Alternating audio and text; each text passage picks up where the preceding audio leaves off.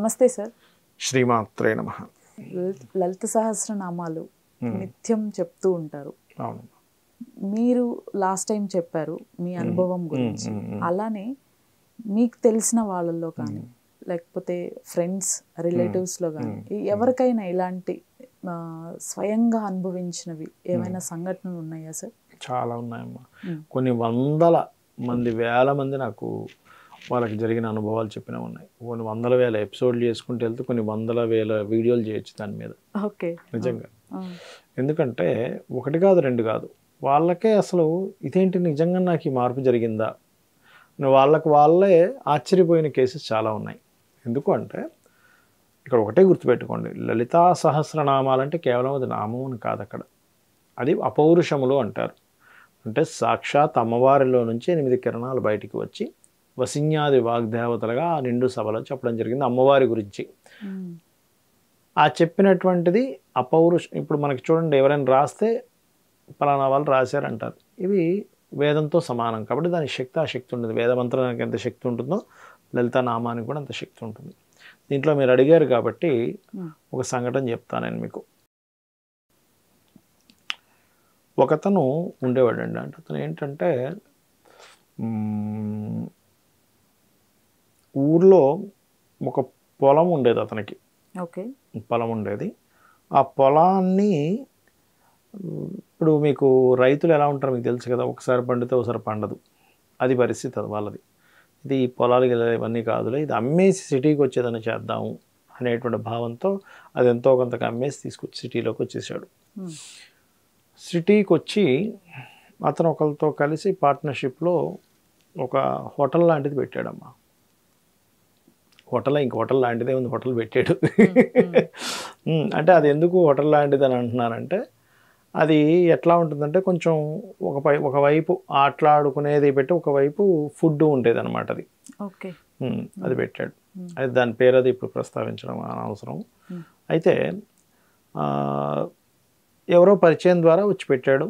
అదేమైందంటే అతను ఏం చేశాడు, తెలివిగా ఇతను ఎవరితో అయితే పార్ట్నర్షిప్లో పెట్టాడో అతను తెలివిగా ఓనర్ దగ్గర రెంటల్ అగ్రిమెంట్ ఆయన పేరు మీద రాసుకున్నాడు. ప్రతిదీ కూడా ఏమంటే మీకు తెలియదు కదా, నేనే అన్ని కొంటుంటానని ఆయన దగ్గర డబ్బులు తీసుకుని అన్నీ ఈయనే కొన్నాడు. అంటే అన్నీ ఈయన పేరు మీదే పెట్టుకున్నాడు.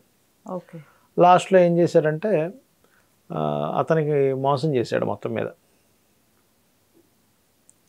ఎలా మోసం చేశాడు అంటే, ఇంకా ఆఖరికి వచ్చేసరికి నేనే మొత్తం చేస్తున్నాను, మీరేం పెట్టారు, నేను ఇందులో ఇంకా ఎక్కువ పెట్టాను మీకు తెలియదు, అది ఇదని ఏదో కొన్ని డబ్బులు మన ఇద్దరికి లేదులేండి అని చాలా తక్కువ అమౌంట్తో ఆయన్ని ఇది చేశాడు, మోసం చేసి వదిలించుకున్నాడు. చాలా తక్కువ అమౌంట్ అసలు. ఆయన పెట్టింది ఒక ₹1 కోటి అనుకుంటే ఆయనకి చేతికి వచ్చింది ఒక 8 లక్షలు సంథింగ్ వచ్చింది. అంత ఘోరంగా. అంటే ఇవన్నీ నష్టాలు నేను భరించాను, మీకు తెలియదు, మీకేం తెలుసు, నేను పెట్టిన నేను కదా, అది ఇది, కావాలంటే మనం విడిపోదామని ఒక 8 లక్షలు చేతికి వదిలేశాడు. ఈ కేసు చాలా సంవత్సరాల క్రితం, ఇప్పుడుది కాదులేండి. అప్పుడు నేను చూసి ఏమంటే మీకు ఈ సమయం మోసపోయే సమయం నడుస్తుంది అన్నప్పుడు ఈ స్టోరీ చెప్పుకుంటూ వచ్చాడు. యాక్చువల్లీ నేను జాతకం చూడగానే నేనేం చెప్పానంటే, అక్కడ మూన్ పాడయ్యాడు. ఏమంటే మీకు మోసపోయే యోగం చాలా పెద్దగా నడిచింది మీకంటే ఈ స్టోరీ మొత్తం చెప్పాడు. ఏమంటే నేను ఇంట్లో ఊర్లో పొలం ఉంటే అమ్మేసి ఇక్కడికి వచ్చాను, ఎవరో తెలిసిన వాళ్ళని, ఆయన ఏదో పెట్టిస్తాడు అనుకుని వస్తే ఆయన ఇట్లా మోసం చేశాడు నా డబ్బులతో, ఇదంతా జరిగిందని చెప్పాడు. Right, fine. మరి ఇప్పుడు ఏం చేద్దాం అనుకుంటున్నారు అని అడిగా మామూలుగా. అంటే మీ జాతకంలో అయితే వ్యాపారం ఏముందండి, పలానా వ్యాపారంలో ఇంకేం చేద్దాం అనుకుంటున్నారంటే, అదే సార్ నేను ఇప్పుడు ఇంకో వ్యాపారం చేయమంటారా వద్దా, మరి నాకు మోసపోయే యోగం ఎక్కువ ఉందన్నారు, అందరూ మరి మోసం చేసే వాళ్ళైతే నేను ఎప్పుడు ఇలాగే మోసపోతుంటాను కదా, మరి పరిస్థితి ఏమిటి అని అడిగితే నేను చెప్పాను, అలా కాదయ్యా, మోసపోతున్నాము అంటే నీ జాతకంలో నేను నీకు ఓ విషయం చెప్తాను, నువ్వు బాధపడకూడదు అన్నా. అంటే సరే చెప్పండి సార్ అన్న. నువ్వు పూర్వజన్మలో ఏదో మోసం చేసి ఉంటావు ఎవరిను, అందుకే నీకు ఇప్పుడు మోసపోయే యోగం కలిగింది కాబట్టి నువ్వు ఈ రూపంలో మోసపోయావు. లేదు అదేమీ జరగలేదంటే వీడే నన్ను మోసం చేస్తుంటే వీడు ఎక్కడికి పోయేది లేదు, వీడికి కూడా ఇంకో దగ్గర ఎక్కడో దగ్గర పోగొట్టుకుంటాడు, వీడి ఇది ఎక్కడ పోయేది లేదు, ఏంటి భయపడకు, నువ్వు కర్మది, కర్మ ఎక్కడ వదిలిపెట్టదు ఎవరిని కూడా.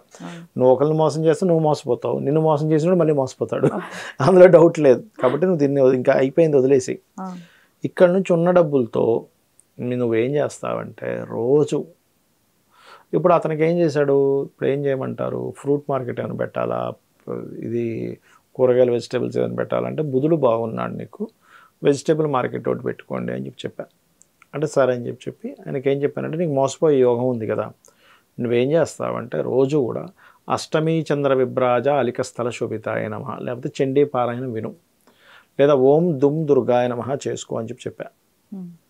అంటే వీటి వల్ల ఏం జరుగుతుందంటే మోసపోయే వాడి దగ్గరికి రావడం జరగదు, ఫస్ట్ నీకు ఆటోమేటిక్గా బాగుంటుంది అని అన్నప్పుడు. నిజంగానే ఒక విచిత్రం ఏంటంటే అతనికి ఆ క్షణం నుంచి మోసగించడానికి ఎవరు దగ్గరికి రాలేదు. దగ్గర రాకుండా సాఫీగా సాగుతూ ఉండేది. ఇది కొంచెం అట్లా వచ్చిన దాంట్లో ఇప్పుడు కూరగాయలు నిత్యావసర వస్తువు కదా, కొంచెం పెద్ద షాప్గానే పెట్టాడు, నడుస్తూ ఉండేది. ఆయనకి ఎంతైనా సరే ఇప్పుడు ఏదో పెద్దగా బిజినెస్ చేయాలని కదా ఆయనకి ఆగేది కాదు.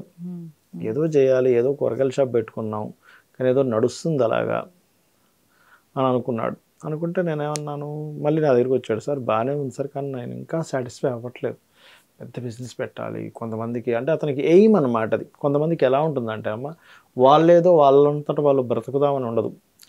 వాళ్ళకి ఎలా ఉంటుందంటే ఒక ఫర్మ్ క్రియేట్ చేయాలి, ఆర్గనైజేషన్ క్రియేట్ చేయాలి, అందులో 100 మంది జాబ్స్ ఇవ్వాలి, ఇలాంటి ఇంట్రెస్ట్ బాగా ఉంటుంది. అయితే మళ్ళీ ఒకసారి జాతకం చూద్దామండి, మీ దానిలో ఏమైనా ఇంపోర్ట్ ఎక్స్పోర్ట్ ఏమైనా ఉందేమో చూద్దాము అని సరే అని ఆయన జాతకం తీసుకొని చూస్తే రాహువు ధనయోగాన్ని ఇచ్చే దాంట్లోకి ప్రారంభమైంది.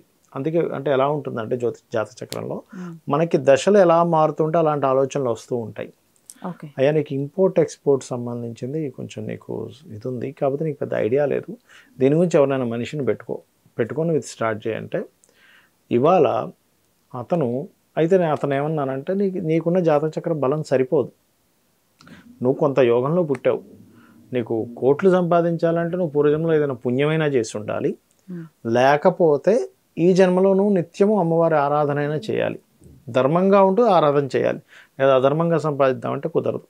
అంటే ఏం చేయమంటారు అన్నాడు. లలిత సహస్రనామం మొత్తం చేయి, ఉదయం సాయంత్రం చేసుకుంటూ నీ పని నువ్వు చేసుకో.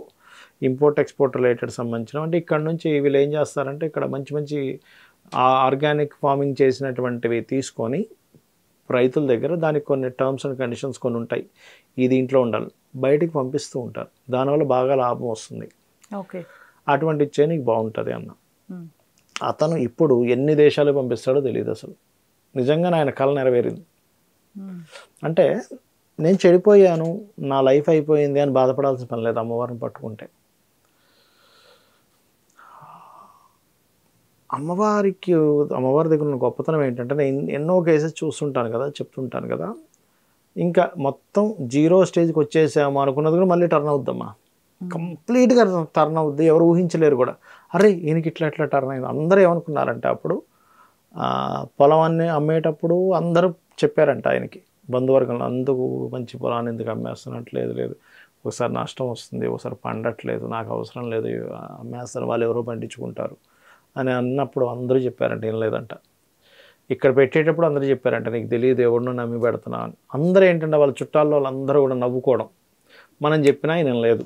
చుట్టాలు ఎలా ఉంటుందంటే అమ్మ, వాళ్ళు చెప్తారు కదా, వినకపోతే వాళ్ళు నష్టపోదామని ఎదురు చూస్తుంటారు, వీడు నష్టపోతే చూద్దామని ఎదురు చూస్తుంటారు. మీరు గమనించండి కావాలంటే, మేము చెప్పాము ఆయన పెట్టాడు నష్టపోయాడు, అది ప్రచారం చేసుకుంటారు అందరు చుట్టాల్లోని.